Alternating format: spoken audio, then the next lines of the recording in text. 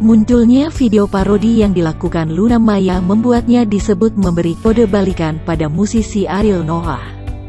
Penyebabnya, perempuan yang digosipkan dengan Rio Chin itu memparodikan video dari lagu milik band Noah yakni Yang Terdalam.